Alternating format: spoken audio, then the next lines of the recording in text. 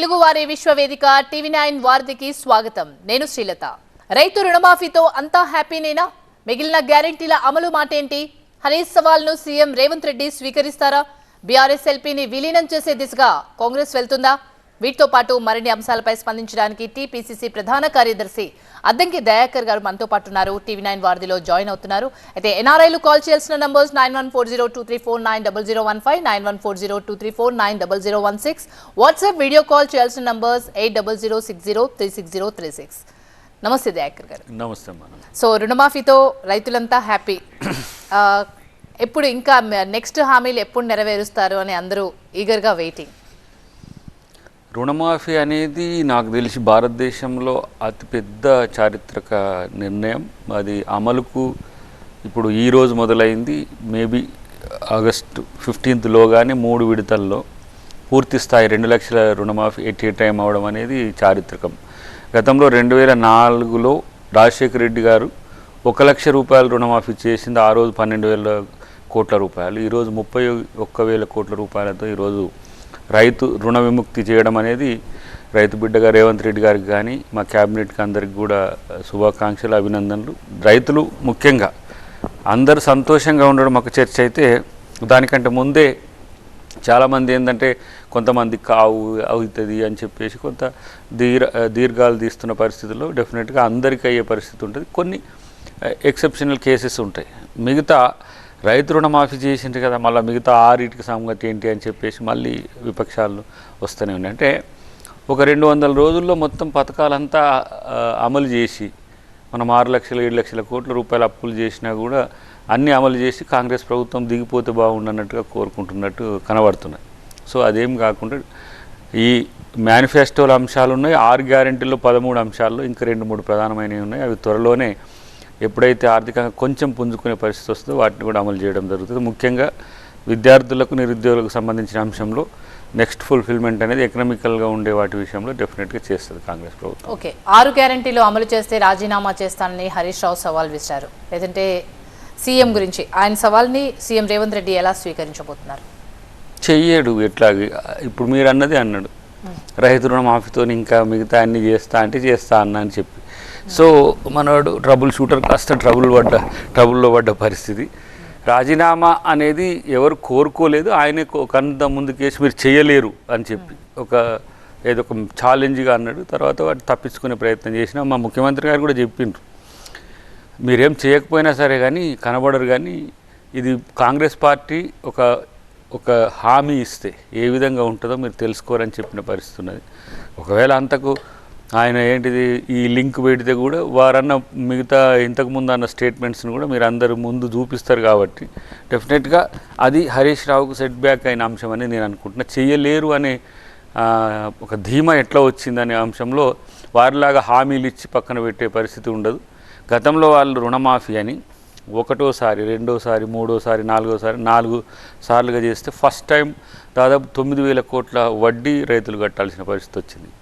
Second టైంలో కూడా కొంతమందికి డిలే చేయడం వల్ల, 4 సంవత్సరాలు డిలే చేయడం వల్ల దాదాపు 12,000 కోట్ల రూపాయల వడ్డీ రైతు కట్టుకోవాల్సిన పరిస్థితి వచ్చింది. అట్లా కాకుండా ఎట్ ఏ టైం ఈరోజు ఈ నెల రోజుల లోపలనే పూర్తి స్థాయిలో 2 లక్షల లోపు రుణమాఫీ చేస్తాం. దేశంలో ఎవరు కూడా ఇంతవరకు ఏ రాష్ట్రం కూడా కొన్ని రాష్ట్రాల్లో మేము అధికారంలో వచ్చిన రాష్ట్రాల్లో కూడా చేయలేకపోయినారు. కానీ ఇది రేవంత్ రెడ్డి గారితో పాటు క్యాబినెట్ మంత్రులందరూ కూడా ఒక కలెక్టివ్గా మనం రైతులకు ఇచ్చిన హామీ విషయంలో చిత్తశుద్ధితో ఉండాలనే ఉద్దేశంతో రైతు బిడ్డలుగా వాళ్ళు తీసుకున్న నిర్ణయం ఇప్పుడు సర్వదా ప్రశంసనీయంగా ఉన్న పరిస్థితిని చూస్తున్నాం. ఇట్లనే మిగతా అంశాల్లో కూడా ప్రతి ఒక్కటి కూడా మేము నిర్ణయాలు తీసుకోబోతున్నాం. కాలర్ ఉన్నారు, రాజు డెట్రాయిట్ నుంచి కాల్ చేశారు. రాజు గారు నమస్తే అండి.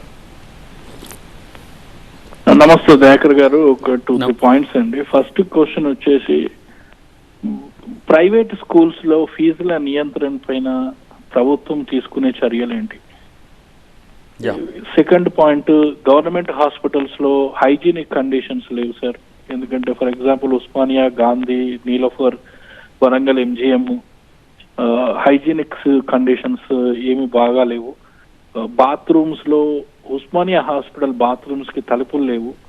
తర్వాత హాస్పిటల్ బెడ్స్ కూడా అసలు ఈ మధ్య అయితే మార్పించలేదు, ఒక 10 ఏళ్ల నుంచి అనుకుంటాను. So government hospitals budget for making these upgrades, hygienic conditions కానీ, బెడ్స్ కానీ, మెడికల్ ఫెసిలిటీస్కి అసలు ఎంత బడ్జెట్ ఉంది, అది ఎప్పట్లోగా చేస్తారు? ఇంకో క్వశ్చన్ ఏంటంటే, ఆంధ్రప్రదేశ్లో civil supplies minister Nadendla Manohar గారు ఈ రేషన్ మాఫియా కానీ లేకపోతే క్వాలిటీ ఆఫ్ డిస్ట్రిబ్యూషన్ పైన ఆయన ప్రతి గోడౌన్ తిరుగుతూ చాలా బాగా చర్యలు తీసుకుంటున్నారు. అలాగే మన తెలంగాణలో క్వాలిటీ ఆఫ్ డిస్ట్రిబ్యూషన్ ఎలా ఉంది, తర్వాత కందిపప్పు, ఆయిల్, ఇలా పూర్ పబ్లిక్ కి మీకు రేషన్ ఇస్తుంటారు కదా గవర్నమెంట్. సో వాటిపైన ఓవరాల్ గా సివిల్ సప్లైస్ క్వాలిటీ ఎలా ఉంది, ఏంటి, కాంగ్రెస్ గవర్నమెంట్ లో దానిపైన ఏమైనా చర్యలు తీసుకుంటున్నారా, లేకపోతే ఎక్కడైనా అవినీతి ఉందా? ఎందుకంటే రేవంత్ గారు బాగా డెడికేటెడ్ గా ఉన్నారు, కానీ కొంతమంది మినిస్టర్స్ అయితే అంత ఎక్కువగా అంటే ఫీల్డ్ యాక్టివిటీస్ ఎక్కువగా లేవు అన్నట్టుగా తెలుస్తుంది. సో దాని గురించి ఏమంటారు? ఫస్ట్ 2 విషయాలు, నిరుద్యోగుల, విద్యార్థుల తర్వాత ఫస్ట్ మీరు చెప్పిన విద్య, తర్వాత వైద్యం. ఒక ప్రణాళికబద్ధంగా 2 సంవత్సరాల్లో తెలంగాణలో వచ్చే మార్పులు గమనించండి. నాకు తెలిసి ప్రైవేట్ వైద్యం, ప్రైవేట్ విద్య వైపు విద్యార్థులు కానీ లేకపోతే పేషెంట్స్ కానీ చూడాల్సిన పరిస్థితి ఉంటుందని నేను అనుకోను. ఇది ఏండ్ల తరబడి డిస్ట్రక్ట్ అయిన public health, public education restore చేయడానికి ముఖ్యమంత్రి గారు నిన్ననే రివ్యూ చేసినట్టుంది. రెండు శాఖలు, ఒకటి దామోదర రాజనరసింహ గారి నేతృత్వంలో ఉంది, ఇంకొకటి వారి నేతృత్వంలోనే ఉంది. కాబట్టి అవి 2 కూడా ఇప్పుడు ఈరోజు నిన్న జరిగిన చర్చల్లో ఎవరైతే పుట్టబోయే బిడ్డకు ఏ లోపాలతో ఉండే ఒక టెక్నాలజీని తెలంగాణలో ఇన్వెంట్ చేయబోతుంది, ఫస్ట్ ఎవర్ ఇన్ ఇండియా నాకు తెలిసి. సో అలాంటి ఒక నూతన పద్ధతులతో అసలు పబ్లిక్, తర్వాత బస్తీ దవాఖానాలు లేకపోతే పిహెచ్సిలు, వీటిని కూడా ఏ విధంగా ఎంపవర్ చేసి ప్రైవేట్ హాస్పిటల్ కంటే ప్రభుత్వ హాస్పిటలే చాలా మంచిది, లేదంటే ప్రభుత్వ స్కూలే. ఇప్పుడు సపోజ్ మనం అనుకుంటే ఎగ్జాంపుల్కు నియోజకవర్గానికి ఒకటి ఇంటర్నేషనల్ స్కూల్ ఇప్పుడు ప్రయోగాత్మకంగా మనం ఈ ఆర్థిక సంవత్సరం నుంచి మొదలు పెడుతున్నాం. నెక్స్ట్ వాటిని పెంచే ప్రయత్నం, మండలాల లెవెల్ కూడా తీసుకుపోయే ప్రయత్నం చేస్తాం. తర్వాత పబ్లిక్ స్కూల్స్ ఏవైతే ఉన్నాయో వాటికి సంబంధించి నిధుల కేటాయింపు కూడా, కేటాయింపులు 20,000 కోట్లు, 22,000 కోట్లు, 30,000 కోట్ల వరకు కూడా పెడతారు. దాంట్లో ఖర్చు చేసేది అది నికరంగా ఉండే పరిస్థితిని పెంచి ఏ విధంగా చేయొచ్చు అనేది నాకు తెలిసి, నేను 1.5 year 2 years బ్యాక్ నుంచి ఆల్మోస్ట్ ఆల్ రేవంత్ రెడ్డి గారి నోట ఈ మాట వింటున్నది. స్లోగా మనం ప్రజల్లోకి తీసుకుపోవాలి. ఎందుకంటే దీనికి విద్యా వైద్యానికి ఎస్సీ లేదు, ఎస్టీ లేదు, బీసీ లేదు, ఓసీ లేదు, మైనారిటీ లేదు, మహిళ లేదు, అందరికి కావాల్సిందే. దాదాపు 30% ఆఫ్ ది ఏమంటారు కుటుంబం యొక్క ఆదాయము పూర్తిగా వీటికే ఖర్చు అవుతున్నది. కాబట్టి ప్రభుత్వం బాధ్యతగా అది అందించే ప్రయత్నం చేస్తుంది. భవిష్యత్తులో తెలంగాణ ప్రభుత్వమే అన్ని రాష్ట్రాల కంటే ముందుంటుందని నేను అనుకుంటున్నాను. రెండోది సివిల్ సప్లైకి సంబంధించి గతంలో ఒక బియ్యం, ఇంకోటి ఏదో కిరోసినో, ఇట్లాంటి ఏదో ఒకటి పంచదార ఇట్లా ఇచ్చి కేసీఆర్ గారు ప్రభుత్వంలో అది చేసింది. కానీ ఈసారి 9 ధాన్యాలు అన్నిటికి సంబంధించి కూడా హై స్టాండర్డ్ క్వాలిటీతో తీసుకురాబోతున్నారు అనేది ఉత్తమ్ కుమార్ రెడ్డి గారు చేస్తున్న ఒక ప్రయత్నం. ఇంతకుముందు ఏ విధంగా ఒక బ్యాగ్ అభయహస్తం పేరు మీద ఇచ్చి మొత్తం ఒక నెలకు సరిపడ కుటుంబానికి చేసినట్టుగానే ఇప్పుడు కూడా చేయబోతున్నాం కాంగ్రెస్ ప్రభుత్వం. దాంట్లో క్వాలిటీ విషయంలో, క్వాంటిటీ విషయంలో ఎక్కడ తగ్గేది లేదు, రాజీ పడేది ఉండదనేది మేము తీసుకోబోతున్న నిర్ణయాల్లో ఒకటి. రైట్. మరో కాలర్ కార్తిక్ దోహా నుంచి కాల్ చేశారు. కార్తిక్ గారు. హలో. ఎస్ కార్తిక్ గారు, అద్దంకి దయాకర్ గారు ఉన్నారు, మాట్లాడండి. సార్ కార్తిక్ గారు చెప్పండి. సార్ మేము దోహా నుంచి మాట్లాడుతున్నాం. చెప్పండి సార్. ఇన్ని రోజుల నుంచి మేము చూస్తా ఉన్నాం రైతులకు రుణమాఫీ అని చెప్పేసి. Sir first time, last time ఎవరైతే మన వైఎస్ రాజశేఖర రెడ్డి గారు అంటే ఒకేసారి రుణమాఫీ చేశారో, ఆ తర్వాత మళ్ళీ కాంగ్రెస్ గవర్నమెంట్ వచ్చిన తర్వాతనే రైతులకు ఒకేసారి రుణమాఫీ చేశారు. సో దీనికి మా రైతుల తరఫున కాంగ్రెస్ గవర్నమెంట్కు కృతజ్ఞతలు తెలియజేస్తున్నాం sir. Thank you very much. అయితే నాకు తెలిసి దేశంలోనే రాజశేఖర రెడ్డి గారు రికార్డు సృష్టించారు. అప్పట్లో రైతులకు రుణం మాఫీ చేయొచ్చు అనేది కూడా, అంటే హోల్సమ్గా ఏదో కొంతమందికి ఒక లిమిటెడ్ పర్సన్స్కి లేకపోతే లిమిటెడ్ ఏరియాకి అనేది కాకుండా మొత్తం ఉమ్మడి ఆంధ్రప్రదేశ్కి ఆ రోజు ఒక చరిత్ర. ఈరోజు కూడా నాకు తెలిసి అందరు రుణమాఫీ గురించి చాలా చర్చలు పెడుతుండ్రు, సవాళ్ళు కొట్టి మేము రాజీనామాలే చేస్తాం మీరు చేయగలిగితే అనే స్థితి ఉన్న రోజుల్లో అప్పుడు సర్ప్లస్ రెవెన్యూతో స్టేట్ ఉన్నప్పుడే కేసీఆర్ గారు 4 దఫాలుగా చేసిండ్రు. తర్వాత సెకండ్ టైం కూడా లాస్ట్లో అక్టోబర్లో ఎన్నికల కోసం రైతు రుణమాఫీ చేసిండ్రు. అట్లా కాకుండా వచ్చిన 6-7 నెలలలోపే ఇది చేయడం మాత్రం నిజంగా చారిత్రాత్మకం. అది ఏ విధంగా అనే దాని విషయంలో మళ్ళా గుల్లాలు పడ్డారు. మంత్రివర్గంలో క్యాబినెట్ నుంచి ఆయా డిపార్ట్మెంట్స్ కూడా ఖర్చులు తగ్గించుకొని దుబారాన్ని తగ్గించుకొని మంచి ప్రయత్నం చేసిందనేది సర్వత్రా దోహాలున్న మిత్రునికే అలాంటి సమాచారం ఉంది. ప్రతి రైతు వేదికలో ఈరోజు రైతులంతా కూడా సంతోషంగా ఉండడం అనేది మనం హర్షించాల్సిన విషయం. రైట్, రైతు రుణమాఫీ చేశారు, రైతులు హ్యాపీ. మరి గ్యారంటీలో ప్రధానమైంది ఏడాదికి 3 సిలిండర్లు, దాంతోపాటు ప్రతి మహిళకు 2500 నిరుద్యోగ భృతి, ఇవి ఎప్పుడు చేస్తారు? 500కు గ్యాస్ సిలిండర్ ఇవ్వడం అనేది దాదాపు నేను అనుకుంటున్న 65 లక్షల పైచిలకు గ్యాస్ సిలిండర్ అనుకుంటా. 1200, 900 నుంచి 1200 వేరియేషన్స్ ఉన్నాయి. అదేం తక్కువ ఖర్చు ఏం కావట్లేదు. ఇప్పుడు మనకు మహిళలకు మనం ఫ్రీ బస్ ఇస్తున్నది 2300 కోట్ల పైచిలకు. ఇప్పటికీ 22 కోట్ల టికెట్లు తెగినాయి ఇప్పటికీ. మీన్స్ 22 కోట్లు అంటే మహిళలు వాళ్ళ చిన్న వ్యాపారాలు కావచ్చు, లేకపోతే హైదరాబాద్ లాంటి వాటిల్లో జాబ్స్కి పోవడం కావచ్చు, లేదంటే ఇతరత్ర పనుల కోసం పోతున్న వాటిల్లో వాళ్ళ స్వయం సమృద్ధి కొరకు జరిగిన ఈ ఫ్రీ బస్. చాలామంది ఏంటంటే ఫ్రీ బస్ ఇస్తే బస్సులు దొరకట్లేవు, ఫ్రీ బస్ ఇస్తే ఆటో వాళ్ళకు ఇబ్బంది అవుతుంది, ఫ్రీ బస్ ఇస్తే ఊరికనే అక్కడికిక్కడికి వ్యాహ్యాలకి మహిళలు పోతుండనే ఒక స్థితిని తీసుకొచ్చిండ్రు. కానీ అదంతా ప్రొడక్టివిటీలో భాగం. మహిళ ఏమి ఊరికనే బస్సులు ఎక్కి తిరగడానికి ఉండదు కదా. సో వర్కింగ్ ఉమెన్స్ కూడా చాలా హెల్ప్ఫుల్గా ఉంది. ఒక చిన్న ఎంప్లాయీ ఉందనుకోండి, తను ఎల్బీ నగర్ నుంచి మాదాపూర్ లేకపోతే ఎల్బీ నగర్ నుంచి అమీర్పేట ఇట్లా రావాలంటే కూడా ఒక మంత్కు కనీసం 2000-3000 రూపాయలు అయ్యేది, 2-3000 రూపాయలు. అవి మిగులుతున్నట్టే లెక్క. సో మాకు అంటే వస్తున్న సమాచారం ఏంటంటే దీన్ని బస్సులు పెంచండి, లేదంటే పాత బస్సులను వీలైతే రిపేర్ చేయండి అంటే ఇమ్మీడియట్గా మనం కొటేషన్ ఇస్తే వచ్చేవి కాదు. కాబట్టి త్వరలోనే ఇంకా కొత్త బస్సులు కూడా వస్తాయి. ఇంకోటి ఏంటి, ఉచిత కరెంట్ ఇచ్చినాం. ఉచిత కరెంట్ ఇస్తే 200 యూనిట్లు ఇస్తే అది సరిగా రావట్లేదు అంటారు. ఎవరు ఎక్కడి నుంచి కంప్లైంట్ లేదు, అది ప్రతిపక్షాల నుంచి కంప్లైంట్సే. మూడవది ఏంటి, ఉద్యోగాలు వేస్తామని చెప్పి నోటిఫికేషన్స్ వేస్తే రద్దు చేయమంటారు. ఒకరోజేమో నోటిఫికేషన్లు వెయ్యమని కొట్లాట అయితే ఇప్పుడు నోటిఫికేషన్ వేసినాక జాబులు ఇప్పుడు వద్దన్నట్టుగా ఎగ్జామ్ రాయడానికి క్లాష్ వస్తుంది అవి ఉన్నాయి. వాటికి సంబంధించి ఒక నిర్ణయాలు తొందరలోనే వస్తాయి. దానికి పెద్ద మీరేం భయపడాల్సిన అవసరం లేదు. దానికి ఆ విషయంలో విద్యార్థికి ఉన్న కష్టాలు అనేది ప్రభుత్వానికి కూడా తెలుసు. ప్రభుత్వానికి ఉన్న కష్టాల కంటే కూడా టీఎస్పీఎస్సీకి ఉన్న కష్టాలను కూడా మనం చూసుకోవాల్సిన అవసరం ఉంటుంది.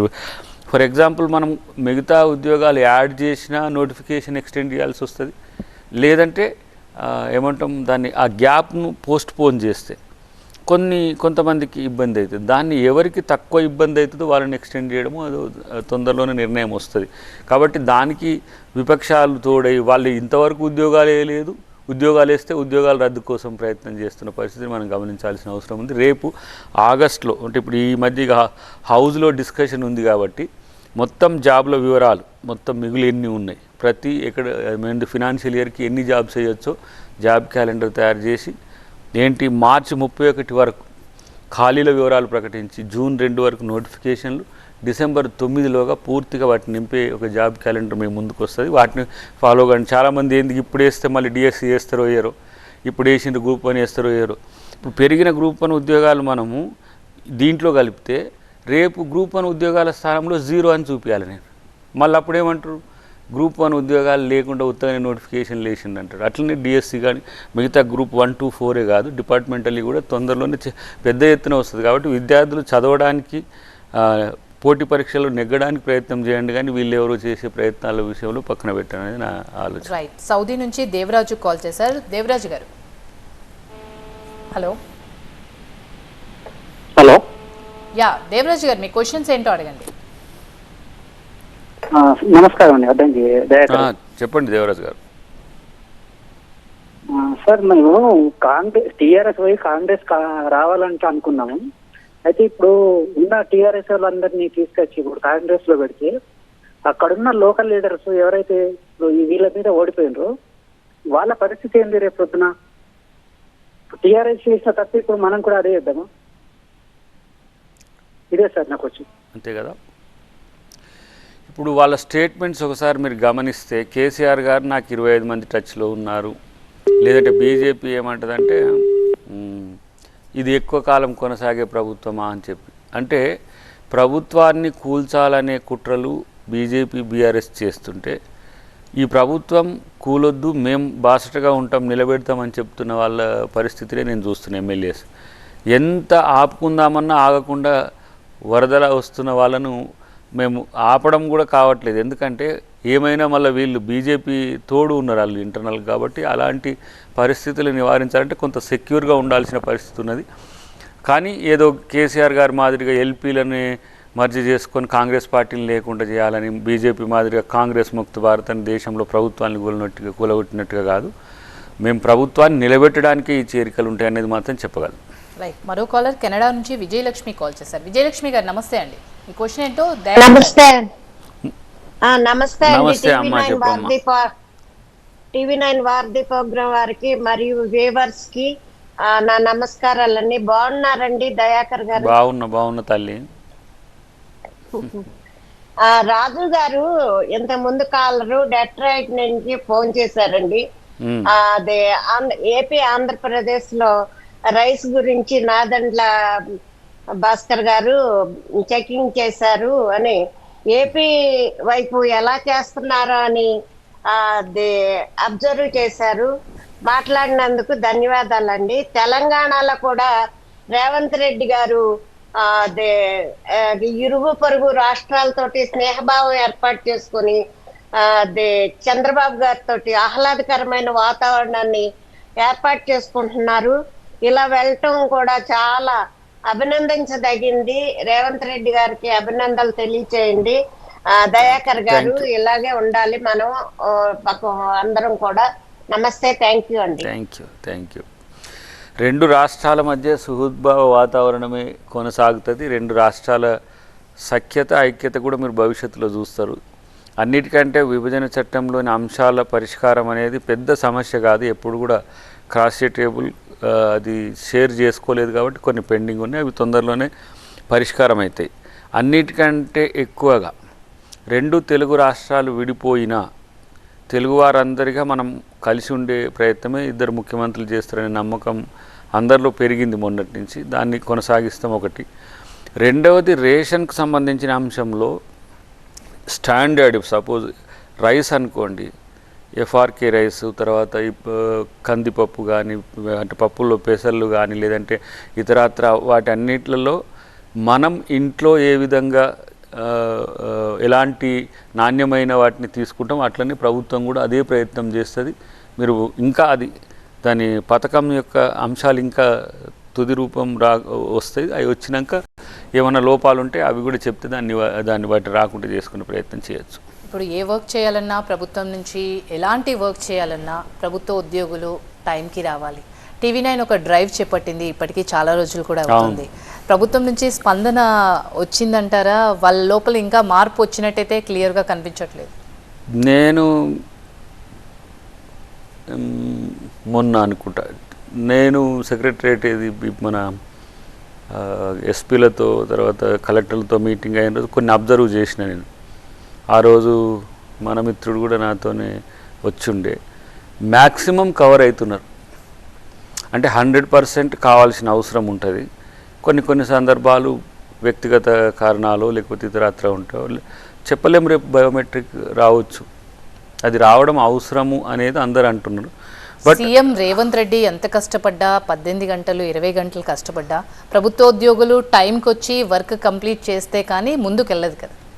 షార్ప్ వాళ్ళు 9:30, 10కే ఉన్నారు మొన్న మంత్రులు, ముఖ్యమంత్రి గారితో సహా అందరు. అంటే బాసెస్ ముందు వస్తే సబార్డినేట్స్ కూడా అంతకంటే ముందు వచ్చే ప్రయత్నం చేస్తారు. కాబట్టి ఆ కల్చర్ను మనం ప్రాక్టీస్ చేసి చూపించాలనే ఉద్దేశంతో మొన్న క్యాబినెట్ కలెక్టర్లు కూడా మిగతా ప్రిన్సిపల్ సెక్రటరీ నుంచి మొదలు పెడితే చీఫ్ సెక్రటరీ వరకు అందరూ కూడా 10 o'clock ఆన్ డాట్ అందరూ ఉన్న పరిస్థితి ఉన్నది. ఆ టైంలో అందరూ కూడా మ్యాక్సిమంగా ఆ రోజు, ఎందుకంటే ఎక్కువ మంది నాకు ఏమంటారు సెక్షన్స్లో కనబడ్డారు. సో అది కొనసాగించాల్సిన అవసరం ఉంది. అది TV9 చేసిన ప్రయత్నానికి ధన్యవాదాలతో పాటు అది ఒక సోషల్ రెస్పాన్సిబిలిటీ, వాళ్ళకేమో జాబ్ రెస్పాన్సిబిలిటీ. బట్ ఇప్పుడు మనం నెగిటివ్ వే ఆఫ్ మూమెంట్లో వాళ్ళని ఏదో ప్రెషర్ పెట్టినట్టుగా కాకుండా, ఎందుకు ఇట్లా జరిగిందని ఒక మిత్రుడిని అడిగాను నేను. అసిస్టెంట్ సెక్షన్ ఆఫీసర్ ఉండే మిత్రుడు అడిగితే, గతంలో ఈ ట్రెడిషన్ లేదు, వారికి కేసీఆర్ గారు సెక్రటరియట్కి వచ్చుడే లేదు, ఎప్పుడో ఎప్పుడు పూర్ణానికి అమావాస్యకి ఎప్పుడో ఏడాదికి వచ్చే పరిస్థితులు ఉన్నాయి కాబట్టి అట్లా ఉండేది. ఇప్పుడు పాత పద్ధతులు పోయి కొత్త పద్ధతులు, ముఖ్యమంత్రి గారు వచ్చే 10 గంటలకు సీట్లో కూర్చుంటే మిగతా ఉద్యోగులు లేకపోతే అది గిల్టీగా కూడా ఫీల్ అవుతున్నారు కొంతమంది. అప్పుడేంది, వచ్చినా రాకపోయినా పెద్దగా ఆఫీసర్లతో కూడా పట్టించుకున్న వాళ్ళు లేరు, అంతా వాళ్ళే చేసి సెక్రటరీకి ప్రిన్సిపల్ సెక్రటరీకి హుకుం జారీ చేసినట్టు ఉండేదట. బట్ ఇప్పుడు పంక్చువల్గా ఎవరి డ్యూటీ వాళ్ళే చేస్తారు, ఎవరి డ్యూటీలలో ఇంకొకరు ఇన్వాల్వ్ కారు, రాజకీయ ప్రమేయాలు చాలా తక్కువగా ఉంటాయి, వాళ్ళ డ్యూటీ చేసుకొనిస్తారు. కాబట్టి కింది స్థాయి చెప్రాసి నుంచి మొదలు పెడితే చీఫ్ సెక్రటరీ వరకు కూడా ప్లానెడ్గా వస్తారనేది అయితే ఆలోచన. అది TV9 చేసిన కృషి ఎక్కువగా ఉపయోగపడ్డది. ఎందుకంటే ఒక 2-3 days వరుసగా మీరు డిస్టిక్లు కూడా డ్రైవ్ చేసింది, డిస్టిక్ డ్రైవ్స్ కూడా చూసిన, ఆదిలాబాద్, కరీంనగర్, నేను కొన్ని లైవ్స్ నేను చూసిన TV9లో. దానివల్ల ఏమైందంటే సెక్రటరియట్లో మీరు డ్రైవ్ చేసిండ్రు అనుకోండి, డిస్ట్రిక్ట్స్లో కొంత పట్టించుకోకుండా ఉంటారు. బట్ టాప్ టు ఎండ్ మీరు బాటమ్ అప్ మొత్తం పూర్తిగా చేయడం వల్ల ఏమైందంటే ఒక సోషల్ చెక్. సో అలాంటి జరగడం వల్ల ఏంటంటే ఇప్పుడు ప్రభుత్వం నిలువరిస్తే, ప్రభుత్వం నిలదీస్తే ప్రభుత్వ ఉద్యోగులు కాబట్టి కొంత కోపానికి వచ్చే అవకాశం ఉంటుంది. అదే మీడియా చేసింది అనుకోండి, ఎస్ మా డ్యూటీని మేము చేయాలని, ఎవ్వరికీ ఉద్దేశపూర్వకంగా ఆఫీసులు ఎగ్గొట్టాలని ఉండదు. కొన్ని పనుల వల్ల డిలే కావచ్చు, ఆబ్సెంట్ వాటిల్లో కొన్ని చిన్నవి, అది కూడా 1/2 hour నుంచి 1 hour డిలే అయ్యే అవకాశాలు. పబ్లిక్ వర్క్స్ అన్ని కూడా పెండింగ్ పబ్లిక్ కూడా ఆగ్రహం వచ్చే అవకాశం ఉంటుంది. అలా ఎవరైతే క్రమశిక్షణగా ఉండదో ప్రభుత్వం ఏమైనా చర్యలు తీసుకుంటుందా వాళ్ళపై? అదే ఇప్పుడు కలెక్టర్లను కూడా 5 days ఫీల్డ్ వర్క్లో ఉండమని చెప్తున్నారు. అందుకని ఇప్పుడు కలెక్టర్ కనుక మీరు స్కూల్కి వెళ్ళి ఒక క్లాస్ చెప్పిండు అనుకోండి, దాని ఇంపాక్ట్ డిస్ట్రిక్ట్ మొత్తం ఉంటుంది. సో నెంబర్ 1 ఆఫ్ ది డిస్ట్రిక్టే పనిలో ఉంటే లాస్ట్ 1 కూడా ఈజీగా ఇన్వాల్వ్ అవుతాడు. సో ముఖ్యమంత్రి గారు కూడా ఆ పని చేసి చూపిస్తున్నారు. 18 గంటలు అనే అంశం ఒక చర్చ అయితే, కొన్ని రాజకీయ కారణాల వల్ల టైం ఎక్స్టెంట్ అయినా కూడా ½ hours అందుబాటులో ఉండడం. రేపు ఇంకా దాంట్లో ఇది పరిపాలనలో విప్లవాత్మక మార్పులు రావాలంటే ఉద్యోగుల సహకారం పెంచాల్సిన అవసరం ఉంది, ఉద్యోగుల శాతాన్ని కూడా పెంచాల్సిన అవసరం ఉంది. నేను మొన్న కనుక్కున్న వివరాల ప్రకారం 2,30,000 40,000 మందే ఉన్నారు. సో ఇంత పెద్ద స్టేట్కు అప్పుడే ఉమ్మడి ఆంధ్రప్రదేశ్లో 4,50,000 పైచిలకు ఉద్యోగులు ఉన్నారు. సో మనం మినిమం ఇంకా పెంచుకోవాల్సిన అవసరం ఉన్నది. కలెక్టరేట్లు పెరిగినాయి, SP ఆఫీసులు పెరిగినాయి, RDO ఆఫీసులు పెరిగినాయి, MRO ఆఫీసులు ఇవన్నీ పెరిగినాయి. కాబట్టి డెఫినెట్గా రేపు ఫుల్ ఫ్లెడ్జ్డ్ స్టాఫ్ వచ్చిన తర్వాత ఇంకా ఒక కన్స్ట్రక్టివ్ డిసిషన్ తీసుకోవడం, అంటే పెయిన్ఫుల్గా కాకుండా, వాళ్ళ మీద శిక్షలు తీయడం కాకుండా ప్రేమతో ప్రజలకు సేవ చేసే ఒక ప్రయత్నం ముఖ్యమంత్రి గారు చేస్తారు. ఖతార్ నుంచి ప్రశాంత్ కాల్ చేశారు. ప్రశాంత్ గారు, మీ క్వశ్చన్ ఏంటో అడగండి Dayakar garu. Sir good evening sir. Good evening Prashant sir. రైతులకు రుణమాఫీ చేశారు Congress government. Thank you sir, చాలా మంచి శుభ పరిణామం రైతులకు. Thank you. హర్షణీయ అంశం సార్. అయితే సార్, మా NRIల తరఫున మన కాంగ్రెస్ గవర్నమెంట్కి సార్, మన NRI పాలసీ మీద కాంగ్రెస్ గవర్నమెంట్ యొక్క పాలసీ ఏంటి సార్? దీనిపై ఏం ఆలోచిస్తున్నారు మన గవర్నమెంట్? ఎందుకంటే ఎలక్షన్ హామీలను అయితే ఎటువంటి హామీ అయితే ఇవ్వలేదు. సో మన ప్రధాన డిమాండ్ NRI పాలసీపై కాంగ్రెస్ గవర్నమెంట్ యొక్క అభిప్రాయం ఏంటి సార్? దీనిపై మీ గవర్నమెంట్ ఏం ఆలోచిస్తుంది? NRIలో ఉన్నటువంటి గల్ఫ్ సోదరులకి మీరు ఎలాంటి హామీ ఇవ్వగలుగుతున్నారు? అయితే లాస్ట్ మన TRS గవర్నమెంట్ ఉన్నప్పుడు చాలా డిమాండ్ చేయడం జరిగింది, చాలా ధర్నాలు కానీ చాలా వినతులు కూడా చేయడం జరిగింది. సో మన ఇప్పుడున్న కాంగ్రెస్ గవర్నమెంట్ దీనిపై మీ అభిప్రాయం ఏంటి? ఎలా ముందుకు వెళ్ళగలుగుతున్నారు? మీరు కొద్దిగా విశ్లేషణ చేయండి సార్.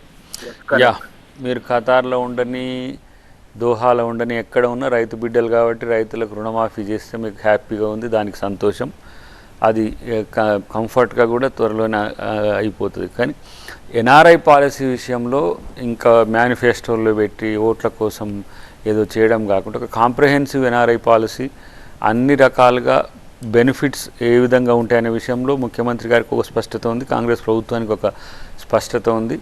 నేను అనుకుంటున్నా మీరు ఎన్ఆర్ఐ పాలసీలో స్టేట్ గవర్నమెంటో సెంట్రల్ గవర్నమెంటో మనకేదో చేయాలనే ఆలోచనతో ఉన్న దాన్ని అంగీకరిస్తూనే రేపు మాతృ రాష్ట్రానికి వచ్చి మీరే సర్వీసెస్ ఇచ్చే స్థాయికి రేపు హైదరాబాద్ ఎదుగుతుంది. మీ ఎఫిషియన్సీస్, మీ టాలెంట్స్, లేకపోతే మీ ఏమంటాము ఎక్స్పీరియన్స్ అంతా కూడా ఇతర దేశాలకు ఉపయోగపడుతున్నాయి. దాదాపు నాకు తెలిసి ఈ 7 సిస్టర్స్లోనే దుబాయ్ నుంచి ఇవంతా అబుదాబి ఇవంతా ఒక 15 లక్షల మంది పైచిలకు స్కిల్డ్ ఆర్టిషియన్స్ అక్కడ పనిచేస్తున్నట్టుగా ఒక సమాచారం ఉంది. చాలామంది మిత్రులు చెప్తున్నారు, వాటిని వింటున్నాం. కాబట్టి మీలో వంతుల వారిగా ఒక్కొక్కరిని తెలంగాణకు రప్పియడమే కాంగ్రెస్ ప్రభుత్వం యొక్క లక్ష్యం అవుతుంది.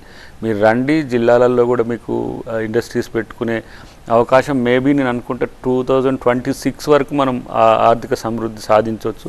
అప్పుడు యువకులకు మనం స్టార్టప్లు, ఇంటర్న్షిప్ కనుక మనం పెట్టుకొని కొంత చేసుకోగలిగితే మీ ద్వారా రూరల్ ఎంప్లాయ్మెంట్ కూడా పెరుగుతుంది. ఒక 20-30 మందికి పనిచ్చే స్థాయికి ఉండే స్కిల్డ్ మీరు ఎంప్లాయీస్ అక్కడ పనిచేస్తున్నారు. కాబట్టి వాటి గురించి కూడా ఒక లోతైన ఒక విశ్లేషణ చేసి సైంటిఫిక్గా ఒక పథకాన్ని రూపొందించే పనిలో ప్రభుత్వం ఉంది. ఎందుకంటే ఇక్కడ పనిచేయడానికి రేపు స్కిల్ను డెవలప్ చేసుకునేది ఒక చర్చ అయితే, అది స్కిల్ యూనివర్సిటీస్ అని లేకపోతే ఇంకో కొత్త ఆలోచనలు ముఖ్యమంత్రి గారు చేస్తున్నారు. స్కిల్డ్ అయి ఉండి ఇక్కడ చదువుకొని ఇతర దేశాలకు ఉపయోగపడే వాళ్ళు మళ్ళీ మన దేశానికి, మన ప్రాంతానికి, మన తెలుగు రాష్ట్రాలకు ఉపయోగపడే ప్రయత్నం, ముఖ్యంగా హైదరాబాద్ RRR ORR మధ్యనే జరగబోతున్న ఒక అంతర్జాతీయ స్థాయి ఏదైతే డెవలప్మెంట్ ఉందో దానికి చాలామంది ఎక్కువ ఉపయోగపడతారు. కాబట్టి మీరు ఆలోచించండి, అవకాశాలు మీకు వస్తాయి. అక్కడ ఉన్న వాళ్ళ సంక్షేమం గురించి కూడా అవి పాతవే, కాకపోతే వాటికి నిధులు కేటాయించాల్సిన అవసరం ఉంది. వాటికి సంబంధించిన అంశంలో మా జాగ్రత్తలు తీసుకుంటామని చెప్పగలుగుతాం. Right, thank you so much Dayakar గారు, వార్దికి మీ వాల్యుబుల్ టైం కేటాయించారు. Thank you. ఇది ఇవాల్టి వార్ది. చూస్తూనే ఉండండి TV9.